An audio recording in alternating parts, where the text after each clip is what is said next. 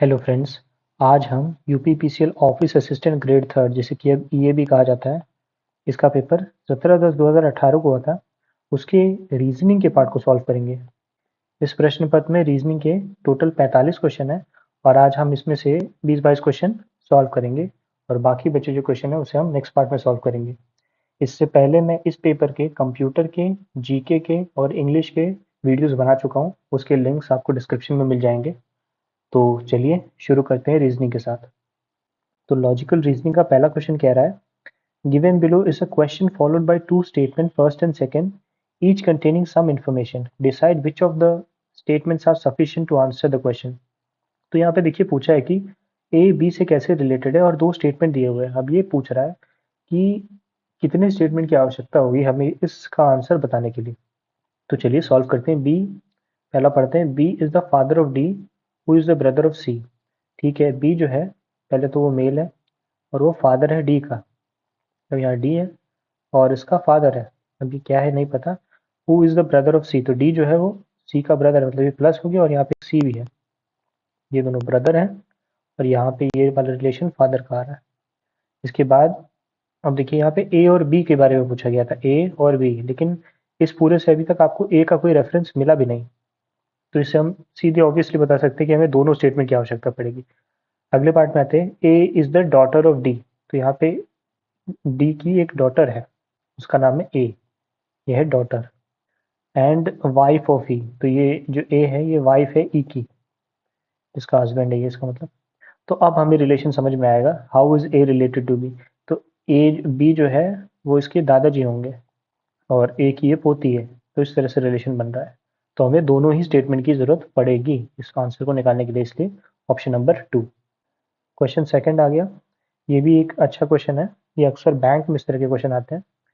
देखिए इसमें लिखा है, 6 plays A, B, C, D and E will be staged in a week from Monday to Sunday with one play per day as per the following schedule। तो ये कह रहे हैं कि ए से लेके एफ तक 6 प्लेज होने वाले हैं मंडे से संडे तक, और हर दिन एक ही प्ले होगा, एक से ज़्यादा प्ले नहीं होंगे। तो और कुछ क्राइटेरिया दिए हुए हैं और उसमें फिर हमें बताना है which play would be stage on Thursday. तो चलिए सब पढ़ते हैं। पहला कह रहा है, D must be staged on some day before the day on which no play is staged. तो डी उस दिन प्ले होगा जिस दिन जिसके आसपास कोई कोई प्ले नहीं हो पा रहा होगा। ठीक है। पर सेकंड कह रहा है, A must be stage between B and E with a gap of 2 days between A and D. तो इसे हम थोड़ा सा फ्रेम करके देखते हैं, पहले हम लिख लेते हैं। ये हो गया Monday, Tuesday, Wednesday, Thursday, Friday, Saturday और संडे। तो ये कह रहा है A must be staged, option number second कह रहा है A must be stage between E and B and E. तो मान लेते हैं अगर ये बी है और ये ई है तो ए इन दोनों के बीच में होगा। अब ये उल्टा भी हो सकता है, यहाँ पे ई हो सकता है और यहाँ पे बी भी हो सकता है, लेकिन अभी फिलहाल हम ये वाला मान ले रहे हैं। ये है बी और ये है ई। इसके बाद ऑप्शन नंबर सी अगर पढ़े हम, C would be stage someday after D. तो सी जो है वो कुछ दिन बाद डी के प्ले किया जाएगा। तो चलिए ये भी ठीक है। अब ऑप्शन नंबर 4 देखते हैं, B and E must be stage on some days before D with a gap of 1 day between B and E. अब ऑप्शन नंबर अगर आप सेकंड से फिर से पढ़े तो देखिए यहाँ लिखा है A must be stage between B and E with a gap of 2 days between A and D. तो ए और डी के बीच में 2 दिन का गैप होगा, तो इससे हमें समझ में आता है डी कहीं यहाँ पे होगा, क्योंकि ये रहा एक दिन का गैप, ये रहा दूसरे दिन का गैप और फिर यहाँ पे डी हो जाएगा। फिर ऑप्शन थर्ड पढ़ेंगे आप, तो C would be stage sometimes after D. Sometimes कहा है, इमीडिएटली नहीं कहा, तो वो यहाँ संडे को होने के पूरे चांसेस है, तो यहाँ पे हम सी लिख देंगे। अब यहाँ पे लिखा है D must be stage on some days before the day, first वाले ऑप्शन में D must be stage on some days before the day on which no play is stage. तो अगर हम यहाँ पे नो प्ले मान ले, नो प्ले, तो उसके अकॉर्डिंग हमारा ऑप्शन सही हो जाएगा कि डी जो है वो उस दिन के एक दिन पहले प्ले हुआ जिस दिन कोई प्ले नहीं चल रहा था। तो इस तरह हमें डी भी मिल गया। और ऑप्शन नंबर 4 से, B and E must be stage on some day before D with a gap of 1 day between B and E. B और ई के बीच में एक दिन का गैप भी है और ये उस तरह स्टेज होंगे, और सम डेज बिफोर मतलब डी के कुछ कुछ दिन पहले ये स्टेज होंगे। तो पूरा इक्वेशन हमारा अभी फिलहाल सही बैठ रहा है। अब देखिए आपके पास, आपको बी भी मिल गया, ई भी मिल गया, ए भी मिल गया, डी भी मिल गया और सी भी मिल गया। जो एक नहीं मिला आपको वो मिला, नहीं मिला एफ। तो इसका मतलब जो एक दिन खाली बच गया थर्सडे, वहां पे होगा एफ। तो यही हमारा आंसर भी है, ऑप्शन नंबर फर्स्ट। ये अच्छा क्वेश्चन था, ये बैंक में आता है। अब क्वेश्चन नंबर थर्ड पे चलते हैं। इसमें दिया हुआ है एक रिलेशनशिप बताना है, विच of the following Venn diagram best represent the relationship among doctors, government employees and parents. तो देखिए, मान लीजिए ये डॉक्टर है, तो एक डॉक्टर गवर्नमेंट एम्प्लॉय भी हो सकता है, बिल्कुल हो सकता है। और सारे ही डॉक्टर कभी ना कभी पेरेंट्स तो बनेंगे, तो वो पेरेंट्स भी बन सकते हैं। तो इस तरह का रिलेशन बनेगा, ये हो गया डॉक्टर, ये गवर्नमेंट एम्प्लॉयज और ये पेरेंट्स। तो ये देखते हैं हमारे पास कहाँ बनता है, ये ऑप्शन नंबर 3। क्यों बनेगा? क्योंकि हो सकता है डॉक्टर्स गवर्नमेंट डॉक्टर्स हो, तो गवर्नमेंट एम्प्लॉयज हो सकते हैं, और हो सकता है डॉक्टर्स जो है वो पेरेंट्स हो। तो ये तीनों रिलेशन किसी न किसी तरह से एक दूसरे के साथ ओवरलैप कर रहा है, इसलिए ऑप्शन नंबर हमारा सी करेक्ट होगा। Question 4, in the following four figures, A is related to B in a certain way. Figures C and D are related the same way except the one that is missing. Find the missing one from the alternate. मतलब आपको एक missing number find करना है। तो आप देख सकते हैं यहाँ पे टोटल 3 साइड्स थे, और ये इस तरह से था, तो यहाँ पे भी 3 साइड होके सीधा हो गया। इसका मतलब अब ये जो इस तरफ है, तो नेक्स्ट वाले फिगर में हमारे पास इस तरह का कुछ फिगर होगा। सबसे पहले तो ये बना लेते हैं। इसके बाद देखिए, यहाँ पे ये आउटसाइड था, फिर यहाँ पे ये इनसाइड हो गया। इसी तरह यहाँ पे ये आउटसाइड है, तो इसका मतलब जो अगला होगा उसमें ऐसा इनसाइड की तरफ बनेगा, तो ये ऐसा बन जाएगा। अब ये देखते हैं, ये चीज़ अगर हमें कहीं मिल रही है तो हमारा आंसर आ जाएगा। देखिए, फर्स्ट में मिल रहा है हमें ऐसा, ये तो सीधा हो गया, ऐसे ही गलत हो गया। ये वाला बाहर की तरफ हो गया, तो ये गलत हो गया, और ये तो गलत ही है, तो इसीलिए हमारा आंसर फर्स्ट ही हो जाएगा। बाकी हमें सॉल्व करने की जरूरत भी नहीं। Option number 1। Next question, missing number find करना है। ये इससे किसी तरह से रिलेटेड है, उसी तरह हमें इसका बताना है। तो देखिए, डी का उल्टा होता है डब्ल्यू, मतलब अगर आप सीरीज में जाएं, एच का उल्टा होता है एस, एफ का उल्टा होता है यू, और जे का उल्टा होता है क्यू। तो इसी तरह के का होता है उल्टा पी, ई का होता है वी, और एच का होता है एस, और बी का होता है वाई। ये आपके आंसर, आपका ऑप्शन नंबर 2। सारे आप ए से लेके जेड तक के सारे उल्टे वाले भी पढ़ लीजिएगा, बहुत इंपॉर्टेंट है इस एग्जाम्स के लिए। नेक्स्ट, साइन चेंज करना है और आपको फिर इक्वेशन को सॉल्व करना है। तो देखिए, अभी तो हमारे पास प्रिविलेज है, लेकिन एग्जाम में इसमें आपको जनरली पूरा ट्राई करना पड़ता है। तो सॉल्व करते हैं क्वेश्चन नंबर 6 के साथ। 20 डिवाइड की जगह पे माइनस, और माइनस की जगह पे डिवाइड आ जाएगा, तो +16। माइनस की जगह पे डिवाइड आने वाला था, तो यहाँ पे डिवाइड कर लेते हैं 12 गुणा 6, और डिवाइड की जगह पे माइनस माइनस 3। सॉल्व करते हैं। 6 1 6, 6 2 12, 2 1 और 2 8 जा, तो ये हो जाएगा 20 +8 -3, ये हो जाएगा 28 -3, जो कि आएगा 25। तो option number first. Next, series वाला क्वेश्चन आ गया। देखिए, ए है, फिर सी है, फिर ई है, फिर जी है। ए के बाद बी सी, मतलब यहाँ से यहाँ गए तो +2 आ गया। सी के बाद डी ई +2, ई के बाद एफ जी +2, मतलब कि जी के बाद एच आई +2 होना चाहिए। आई पहला आ जाएगा, तो देखिए आई इन दोनों में है। अगला, अब सी के बाद डी ई एफ +3 हो रहा है, एफ के बाद जी +1, जी के बाद एच आई जे +3, अगला भी हो जाएगा +1, मतलब कि के। आई तो था ही, अब के आ गया। तो देखिए, आई और के से आपको आंसर सीधे मिल गया, लेकिन आप चाहें तो पूरा आखिर तक निकाल सकते हैं। चलिए निकाल लेते हैं आपके लिए आखिर तक भी। इसके बाद देखिए, यहाँ पे ई है, एफ जी एच आई, यहाँ पे 3 बढ़ रहा है। आई, आई के बाद आई सीधे रिपीट हो गया, फिर जे के एल एम, फिर 3 बढ़ा, एम के बाद अगला यहाँ पे एम रिपीट हो जाएगा। इसके बाद अब यहाँ पे देखेंगे, जी के बाद एच आई जे के एल 4 बढ़ गया, एल एम एल के बाद -1 हो गया के, फिर के बाद L M N O P 5 बढ़ गया। अब यहाँ पे एक माइनस हो जाएगा, -1 होगा तो यहाँ पे वो आ जाएगा। तो देखिए, ये आ गया आपका आंसर, क्वेश्चन नंबर 7 का option number 4। Question 8 Venn diagram वाला आ गया। सबसे पहले लिखा है ऑल कार्स आर व्हीकल्स, तो सारी जो कार्स हैं वो व्हीकल्स भी हैं। और फिर लिखा है और ट्रक्स आर व्हीकल्स, तो सारे जो ट्रक्स हैं वो भी व्हीकल्स हैं। अब या तो ये ऐसा हो सकता है, या तो हो सकता है ये रहा कार, ये रहा ट्रक, और ये रहा पूरा व्हीकल। कार, ट्रक और व्हीकल, ये दोनों फिगर हो सकते हैं। अब ऑप्शंस देखते हैं। सम कार्स आर ट्रक्स, तो अगर हम इस फिगर के साथ जाएं तो ये हो सकता है पॉसिबल, और no car is a truck, इस फिगर के साथ जाएं तो ये भी पॉसिबल है। तो इसीलिए हमारे पास यहाँ आइदर और लगेगा, या तो ये सही होगा आपका, या तो ये सही होगा। अब क्योंकि यहाँ क्लियरली कुछ नहीं बताया, इसलिए हम आइदर 1 और 2 फॉलोज के साथ आंसर लिख के आगे बढ़ेंगे। क्वेश्चन 9, इसमें भी कह रहा है अगला नंबर पूछा, अब बताना है सीरीज का। तो देखिए यहाँ 77 है, यहाँ 66, यहाँ 55, 44, 33, तो यहाँ हो जाएगा 22।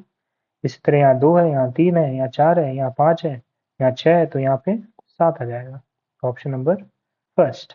अगला, इसमें दिया हुआ है 3 of the following letter groups are alike in a certain way and one is different. 3 एक जैसे हैं और एक अलग होगा। तो अगर आप इन दोनों के बीच का डिफरेंस देखें तो ये आपको सब में सेम मिलेगा, लेकिन अब इनमें देखते हैं। ओ जो होता है वो 15 होता है और वी होता है 22।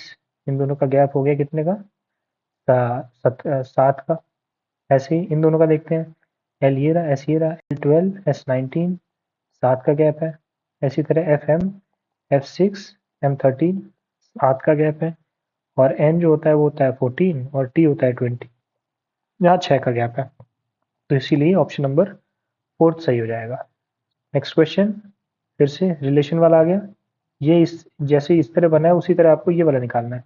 यहाँ लिखा है डी के जी, और डी का देखिए उल्टा होता है डब्ल्यू। के के बाद अगर 2 जोड़ देंगे +2 करेंगे तो एल एम आ जाएगा। -2 कर देंगे जी के बाद -2, तो यहाँ पे ई आ जाएगा। तो ऐसे ही एफ एन टी, एफ से एफ का उल्टा होता है यू, एन के बाद 2 जोड़ देंगे आप, एन के बाद ओ पी आ जाएगा, और टी से 2 घटा देंगे तो आर आ जाएगा। तो ये आ गया आपका ऑप्शन नंबर फर्स्ट। तो क्वेश्चन नंबर 12 फिर से सिलोजिज्म का क्वेश्चन आ गया। ये कह रहा है some elephants are animals and all tigers are animals. तो सबसे पहले सारे जो टाइगर्स हैं वो एनिमल्स हैं, और इसमें क्या है सम एलिफेंट्स आर एनिमल्स। तो कुछ एलिफेंट्स भी एनिमल्स हैं। अब देखिए ये नहीं बताया कि ये इसके साथ मैच कर रहा है कि नहीं। तो अगर पहले ऑप्शन के साथ जाए तो सम टाइगर्स आर एलिफेंट, ये हमें एग्जैक्टली बताया तो नहीं गया है। सम यहाँ पे एलिफेंट होगा, सम टाइगर्स, यहाँ पे कुछ टाइगर कुछ एलिफेंट है, ये तो हमें कहीं बता नहीं रहा है। तो इसे हम वो भी क्वेश्चन मार्क में रखते हैं। और सम एनिमल्स आर टाइगर, तो एनिमल का कुछ भाग टाइगर है, एनिमल का कुछ भाग टाइगर है, तो ये तो ट्रू है। अब पहला वाला संदिग्ध है, इसलिए उसे हम ट्रू ना मान के फॉल्स मान लेंगे। तो इसीलिए कंक्लूजन सेकंड फॉलो करेगा।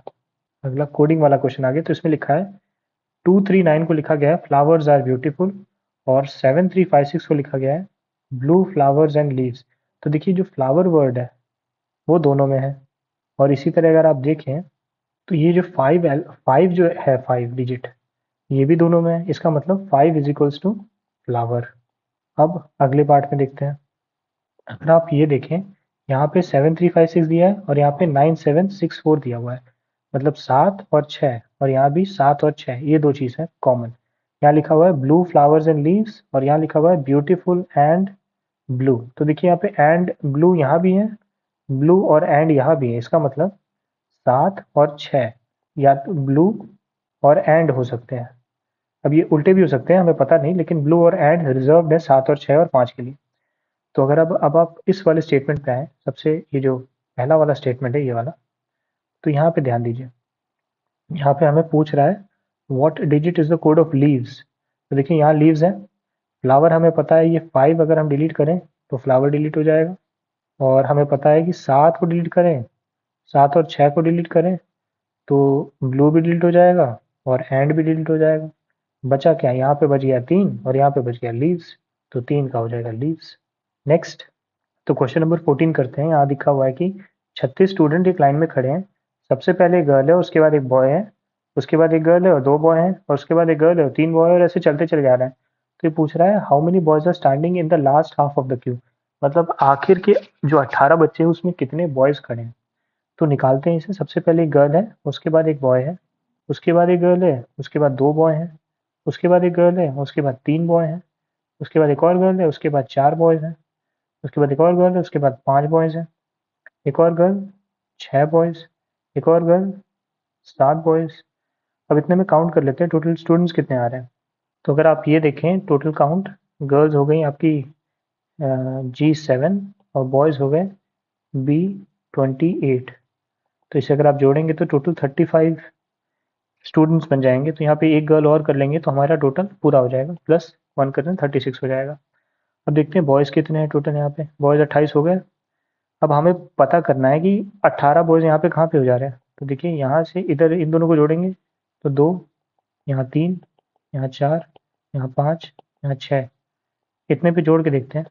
तो 2 + 3 5 हो गया, 5 4 9 हो गया, 9 और 4 करेंगे आप तो हो जाएंगे 9 4 14, और 14 के बाद देखिए 14, और अब यहाँ पे 6 बॉयज़ दिए हुए हैं, यहाँ तक हो गए टोटल 14 स्टूडेंट्स।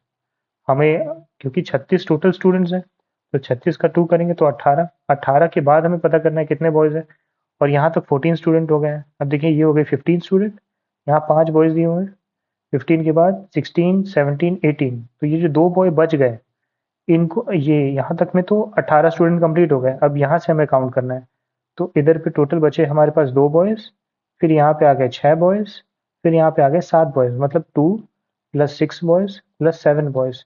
ये हो जाएगा आपका टोटल। आखिरी के 18 जो बच्चे हैं उनमें कितने लड़के हैं, तो ये हो जाएंगे टोटल 15। Option number third. उम्मीद करता हूँ ये क्वेश्चन समझ में आया होगा। थोड़ा सा कॉम्प्लिकेटेड था, अगर आपको ना समझ आया फिर से रिवाइंड करके देखिएगा, समझ जाएंगे। तो 15 देखिए क्या कह रहा है, एक ग्राफ दिया हुआ है, इसमें दो कंपनी है पी और क्यू, और इसमें रेशियो दिया हुआ है इम्पोर्ट टू एक्सपोर्ट का, मतलब I/E दिया हुआ है।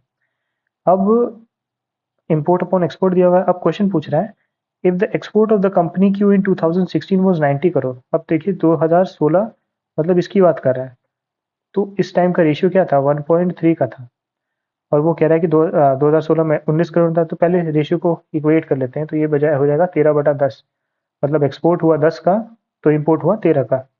अब ये कह रहा है कि जब एक्सपोर्ट 90 करोड़ था, मतलब अगर आप गुणा 9 करेंगे तो ये 90 करोड़ आएगा। तो पूछ रहा है इम्पोर्ट कितना होगा, तो इसमें भी गुणा 9 कर देंगे, 117 करोड़ आ जाएगा, और यही आपका आंसर भी है, ऑप्शन नंबर 1। अगले प्रश्न में चलते हैं। बहुत ही सिंपल क्वेश्चन था, वो देख के डर लग रहा था उसमें। अब यहाँ पे एक वर्ड दिया हुआ है और उसका एक सम दिया हुआ है, ऐसे ही एक और वर्ड दिया हुआ है और उसका सम दिया हुआ है। तो देखते हैं, पहले इसको करके देखते हैं। अब देखिए सी जो होता है वो होता है 3, ए 1 होता है, एफ होता है 6, और ई होता है 5। जोड़ के देखते हैं, 6 5 11, 11 1 12, 12 3 15, और 15 से अगर आप 3 गुणा करें तो 45 आ जाएगा। ऐसे ही इस पे भी हिसाब लगा के देखते हैं। बी होता है 2, ई होता है 5, ए होता है 1, और डी होता है 4। जोड़ेंगे, 5 4 9 1 10 और 2 12, तो 12 गुणा 3 36। ये आ गया answer. Next, the words in each pair are connected in a particular way, find the odd one. तो देखिए रिस्ट पे आप बैंगल्स पहनते हैं, नेक में नेकलेस पहना जाता है, एंकल में एंकलेट मतलब कि पायल पहनी जाती है, लेकिन शूज में लेसेस नहीं, यहाँ पे होना चाहिए था लेग्स, पैरों में पहना जाता है, और ये भी उल्टा होना चाहिए था, तब ये सही हो जाता। तो option number fourth. Question number 18 फिर से वही आ गया, साइन बदल के देखना है, एग्जाम में आपको ट्राई करने पड़ेंगे सारे, तो इस तरह के क्वेश्चन को आप लास्ट में अटेम्प्ट किया कीजिए। तो लिख लेते हैं, लिखा है 15। अब डिवाइड को हमें माइनस से बदलना है, तो -3 × 2 + 12, और यहाँ पे माइनस है तो माइनस को डिवाइड से करना है, तो यहाँ 4। अब कर लेते हैं, 4 ये हो जाएगा 3 ज़ा, तो 15, -3 2 ज़ा 6 +3, ये हो जाएगा 15 -3 मतलब कि 12। तो ऑप्शन नंबर सेकंड सही। अब आ गया ये वर्ड, ये थोड़ा सा अच्छा क्वेश्चन है। पंक्चुएशन को ये कोड किया गया, तो पॉइंटर को क्या कोड करेंगे, तो लिख लेते हैं सबसे पहले PON, ये हो गया पंक्चुएशन। नंबर्स डाल लेते हैं इसमें, एक, ये हो गए नंबर्स।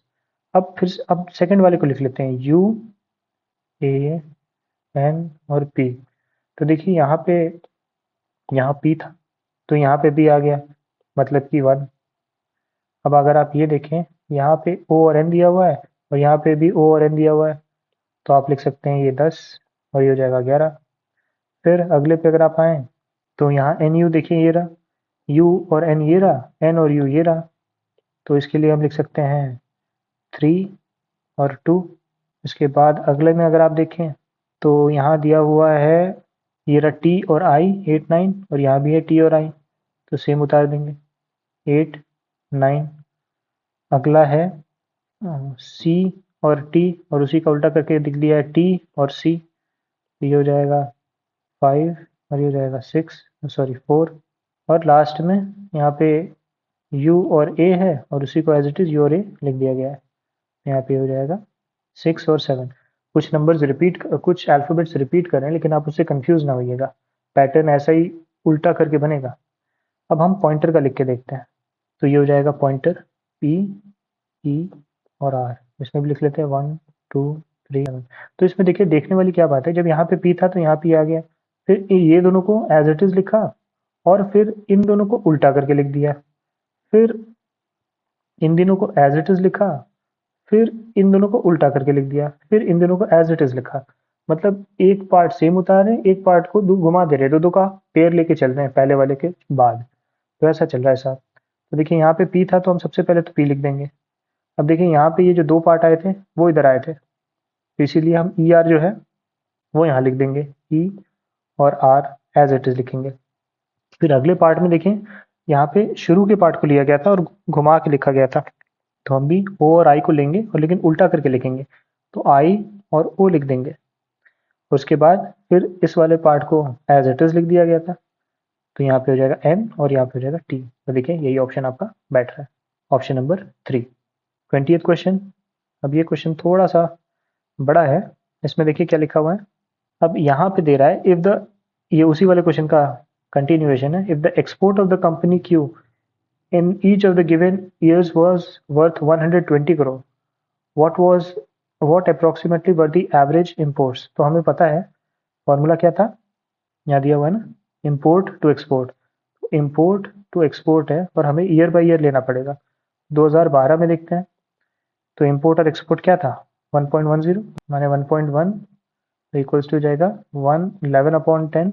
अब यहाँ पे कह रहा है क्योंकि 120 करोड़ हर बार एक्सपोर्ट रहेंगे, 120 करोड़ बनाने के लिए 12 से गुणा करना पड़ेगा, इसे भी 12 से करना पड़ेगा। तो ये आ जाएगा कितना, 132, और ये आ जाएगा 120 करोड़। ऐसे ही 2013 में आते हैं, आई अपॉन ई 2013 में है ये 70 माने 0.7 इक्वल्स टू 7/10। तो देखिए नीचे तो हर बार 12 से ही गुणा करना पड़ेगा क्योंकि हमें 120 करोड़ एक्सपोर्ट को लाने हैं। तो 120 आ गया और ये आ गया 84, 12 7 84। जी हाँ। फिर 13 के बाद 14 आई अपॉन ई। अब हम इस वाले पार्ट, नीचे वाले पार्ट को स्किप करते हैं। यहाँ पे 1.10 फिर से है, 1.1 मतलब कि 11 गुणा 12 इक्वल्स टू आ जाएगा ये कितना, 132। 14 के बाद 15 में आएंगे, आई अपॉन ई। 15 में कितना दिया हुआ है, 14 दिया हुआ है, मतलब कि 1.4 इक्वल्स टू 14 इंटू 12 जो आएगा 168। 16 में आ जाते हैं, आई अपॉन ई। 16 में 1.3 दिया हुआ है, 1.3 मतलब कि 13 गुणा 12 क्या जाएगा आपका 156। और 2017 कभी ये वाला आई अपॉन ई जो है वो है इस बार 0.9 मतलब कि 9 गुणा 12 मतलब कि 108। तो अब ये क्या कह रहा है, इस पूरे एक्सपोर्ट का, ये जो आपके सारे एक्सपोर्ट हैं, ये ये ये और ये, उन सबका एवरेज निकालना है। अब इंपोर्ट तो देखिए 120 सबका है, तो इसीलिए मैंने फिर उसे सॉल्व नहीं किया पहले और दूसरे के बाद। तो इन सबका एवरेज निकालने के लिए आपको क्या करना पड़ेगा, सबको एक बार लिख लीजिए।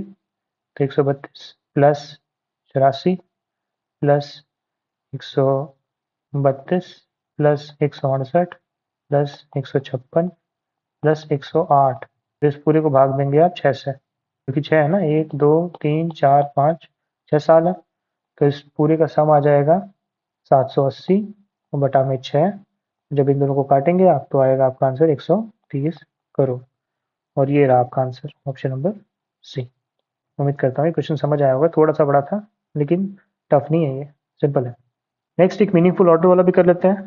तो देखिए यहाँ पे दिया हुआ है, यहाँ पे देखिए सबसे पहले तो चाइल्ड है, चाइल्ड होगा, चाइल्ड होगा तो उसके बाद वो मान लीजिए वो एक गर्ल चाइल्ड निकल गई, गर्ल चाइल्ड निकल गई तो उसकी शादी करनी पड़ेगी, वो शादी कर लिया उसने, शादी कर ली उसने, तो उसके बाद उसका एक बच्चा भी होगा, बच्चा होगा तो बच्चा रोएगा, रोएगा तो उसे दूध पिलाना पड़ेगा, और दूध पिलाने के बाद वो फिर हंसने लगेगा। ऑप्शन नंबर सेकंड, क्योंकि बाकी आप ऑप्शन देखेंगे तो कोई एक लॉजिकल ऑर्डर बैठेगा नहीं, यही एक थोड़ा ठीक ठाक सा ऑर्डर बैठ रहा है, इसलिए ऑप्शन नंबर 2 है। और क्वेश्चन नंबर 22, ये देखिए यहाँ पे एक क्वेश्चन मार्क को रिप्लेस करने को कह रहा है, तो इसमें अगर आप इसका स्क्वायर कर दें और प्लस इसके साथ कर दें तो ये आंसर आ जाएगा। जैसे कि देखिए 8 का स्क्वायर होता है 64, प्लस आपने 7 किया आ गया 71। इसी तरह 7 का स्क्वायर होता है 49 और इसके साथ अगर आपने 5 जोड़ा तो 54 आ गया। इसी तरह 6 का स्क्वायर होता है 36 और इसमें 9 जोड़ा तो आ गया 45। फिर आपका आंसर। और 23rd और लास्ट क्वेश्चन आज की वीडियो का कर लेते हैं। देखिए यहाँ 2 डाइस दिए हुए हैं और ये कह रहा है कि 2 के ऑपोजिट फेस क्या होगा। तो इस तरह के क्वेश्चन के लिए जब आपके पास एक रिपीटेड नंबर हो, तो आप ये इसे क्लॉकवाइज घुमा लें और लिख लीजिए नंबर। तो उसी नंबर से स्टार्ट करेंगे जहाँ से जो कॉमन नंबर है। तो 5 सबसे पहले इस वाले डाइस में चलते हैं, 5 यहाँ से चलेंगे, फिर अगला आ जाएगा 2, फिर अगला आ जाएगा 3। इसी तरह इस वाले डाइस में आ जाएगा 5, फिर अगला आ जाएगा 4, फिर अगला आ जाएगा 1। तो 2 का ऑपोजिट मिल गया हमें 4। इसी तरह अगर 3 का पूछा होता तो ऑपोजिट 1 मिल जाता, और 5 का पूछा होता तो एक नंबर जो मिसिंग है वो है 6, तो 6 हो जाता। Option number fourth. उम्मीद करता हूँ ये वीडियो आपके लिए हेल्पफुल रहा होगा। इसके बाद मैं बाकी बचे जो क्वेश्चन हैं, मेरे ख्याल में अब 22 और क्वेश्चन बचे हैं, तो वो इस वीडियो के नेक्स्ट पार्ट में बना दूंगा। बाकी इसी पेपर के कंप्यूटर, जीके और इंग्लिश के सारे क्वेश्चंस आपको वीडियो के डिस्क्रिप्शन में मिल जाएंगे। वीडियो अगर आपको पसंद आया तो आप लाइक करें। कोई भी क्वेश्चन जिसमें आपको कोई डाउट सा लग रहा है या कोई कंफ्यूजन, तो आप उसमें उसके लिए कमेंट करें। और अगर आपका कोई फ्रेंड यूपीपीसीएल की तैयारी कर रहा है तो उसके साथ आप इस वीडियो को शेयर कर सकते हैं। वीडियो के साथ अंत तक बने रहने के लिए बहुत बहुत धन्यवाद।